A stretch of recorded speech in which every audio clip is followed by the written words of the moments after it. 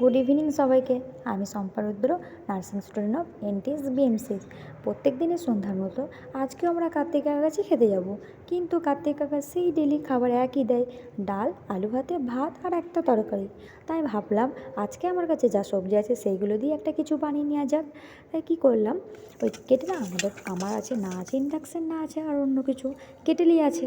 তাই হচ্ছে কেটেলের মধ্যেই সমস্ত রকম সবজিগুলো ঝিরিঝিরি করে কেটে এবং সেইগুলো যতটা কেটেলের মধ্যে ভাজা যায় সেরকম একটু ভেজে, তারপরে পেঁয়াজগুলো ভেজে তার মধ্যে ক্যাপসিকাম ছিল, ক্যাপসিকাম দিলাম। কেটেলের মধ্যে লেগে যাচ্ছে তাই একটু করে একটু অল্প অল্প করে জল দিচ্ছি এবং আদা একটু গ্রেট করে দিলাম এবং যেই সবজিগুলো ছিল সেই সবজিগুলো সব দিয়ে দিলাম। এবং কেটেলের মধ্যে ডিম ভাজা যায় না, তাও ওই অল্প যেটা যেরকমই ডিম ভাজতে পেরেছি সেটাই দিয়ে দিলাম।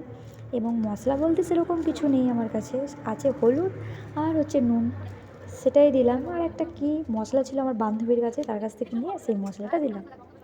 কিন্তু এই যে কেটেলের মধ্যে রান্না করে খারাপ কিন্তু খেতে হয় না, খেতে হয় খুব টেস্টি। এবং আমার তরকারি লেগেই যাচ্ছিলো কেটেলের মধ্যে, ওই অল্প অল্প জল দিয়ে করতে হচ্ছিলো এবং খেতে হয়েছিলো টেস্টি।